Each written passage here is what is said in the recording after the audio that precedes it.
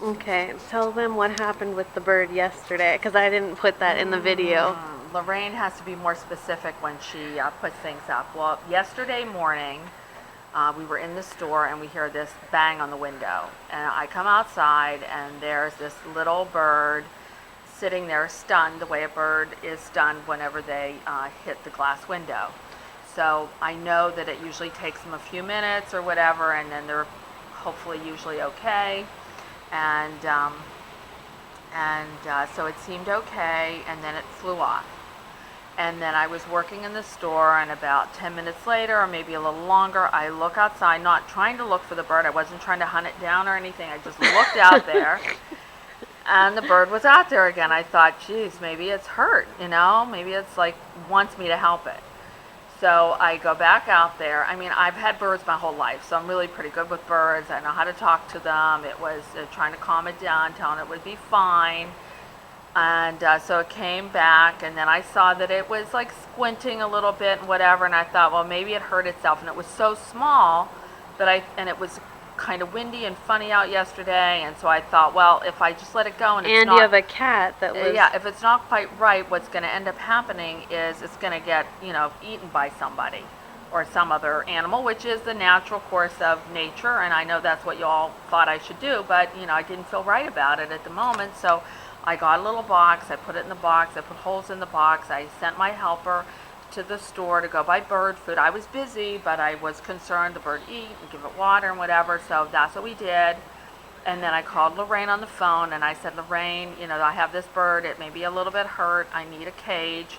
So she went and got me a cage, brought me the cage, I put it in the cage, it seemed fine. We gave it some seed. I have a friend that's really good with outdoor birds, so I called her on the phone and I said, Terry, you're around, can you come and tell me what kind of bird this is? And so she came, and she's a real bird lover, extreme bird lover, and so she came, she looked at it, she was so happy that I helped it, whatever. So she went home, looked on her computer, and looked up what kind of bird it was. She figured it out, she told me what to feed it. I told her I'd probably just take it home overnight and then, release it in the morning if it seemed okay. So then I look outside at some other point again around 5 o'clock. I glance outside and I see the bird outside and I'm thinking, what the hell? How did that bird get out of the cage? But, it's fine if it's out of the cage. Well, then I looked at the cage and it was still in the cage. So I realized it was another bird that looked identical to it, and it was out there, and I knew that it wanted to be with the other birds. And I knew the other birds still didn't seem totally right, so I got that little bird and we put it in the cage. You're going to hate us even more for that, but then we had two birds in the cage together. So then I took them home and I fed them what Terry said, some fruit and some little meat or whatever. So I did that.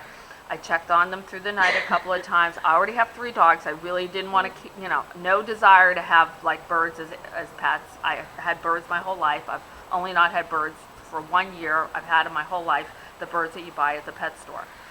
And Not ones that you've captured. not the captured birds. I never ever captured birds and tried to keep them as pets. So I have enough going on in my life. I really don't need to be like an animal clinic. But, okay, so I'm getting up in the middle of the night, checking on the birds. I know definitely they're outdoor birds because I go in my son's room, he's away at school, and I've had them in there so the dogs wouldn't bother them. And I turned the light on and they stayed sleeping. So I knew they're definitely outdoor birds because any bird that I've ever had in my house would be awake when I was looking at it, because the minute you turn the light on, but they were so cute, they were just all, their little necks, whatever. So then my husband, we decided like what we would do, that I would take, they seemed like better and they were eating and everything and they seemed fine. I put them back in my car. I got to work here. I just made sure they were okay for like a half an hour in the store in the cage still. Then I decided like, okay, what we'll do is we'll just release them then. So I brought the cage out here on Right the there. bench, and I figured I'll just take the lid off of it, and they immediately flew into the wild, and they seemed to be perfectly happy, and everything was fine. Well, that was good, and I thought, good, they seem fine, everything is good. So then about a half an hour ago, now this is, I don't know what time this is, like 1 o'clock, about a half an hour ago, we're helping customers in the store, and all of a sudden the bird's in the store on the little flower that Lorraine got me for the UK Mother's Day or whatever that was.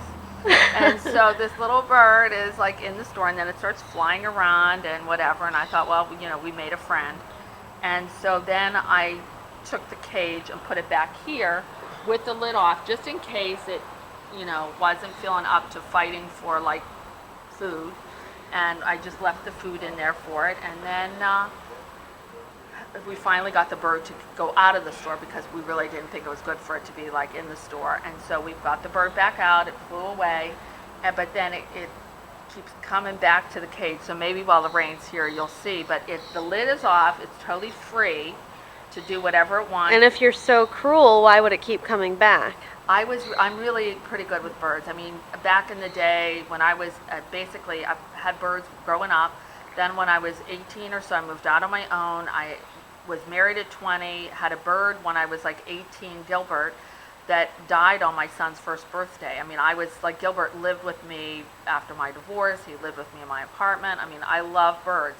That bird accidentally got out of my house and was totally freaked out. My neighbor actually had found it and had it in her apartment for 2 weeks. But Gilbert died, now it's 20 years ago. And then we've had birds. When Lorraine was a little girl, we always had birds, but from the store. We bought them at the store. And my husband and my son built really, really big bird cages that we kept out on our lanai in the summer and brought in the winter. We're very conscientious about our. But tell them also how there was a customer that told you that it might be an indoor bird because there's a hotel nearby that Right. has. It looked a lot like a finch to me. I had finches as a kid and I couldn't really remember, but we have a resort that's about a mile and a half from here called the Colony, and in their restaurant they have these cages with a bunch of little finches in there. That seems a little bit mean to me, but they seemed happy enough, and they're, instead of I guess having a fish tank, they have a finch cage. And I thought maybe whenever they were cleaning the cage or whatever, they possibly, a couple of them got out, and that's why they were here. And that's why they were so into people. I mean, they seemed okay, and they seemed through the night last night, as I checked on them, they seemed fine. But then, obviously when I went into his room and Terry had looked up what kind of birds they were, and I knew that they were outdoor birds, although I don't even know how to pronounce the name, but Terry, when I did look up online, at one point they almost became extinct, and I could see why, because they're like fragile little birds that seem as though they could have a hard time surviving. This is what they are, and my pronunciation. I don't know if I can see that or not. It's a try to pronounce that, Lorraine. Notary warbler. I don't know, whatever. So that's what kind of birds they are. And now we've let them go. They're happy. It's a beautiful environment here. It's a beautiful day.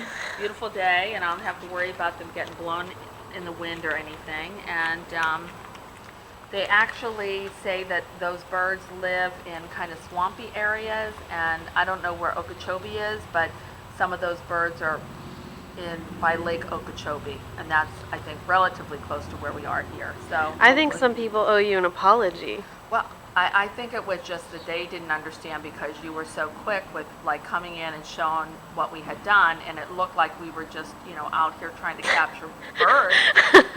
I don't know. I'm not really. But I think some people owe you an apology. Well, I think they misunderstood. I think that now that they hear the story, then I think that they would realize that I just didn't want that bird free out here since it came back. It seemed to me like it wanted me to help it, and so that's what I did. I'm sorry if it was the wrong thing to do, but they seem fine, and and you saved it from the cat eating it. Right, hopefully. There is the bird eating the fruit. He's back. That's so funny. Oh my God, Hi, birdie.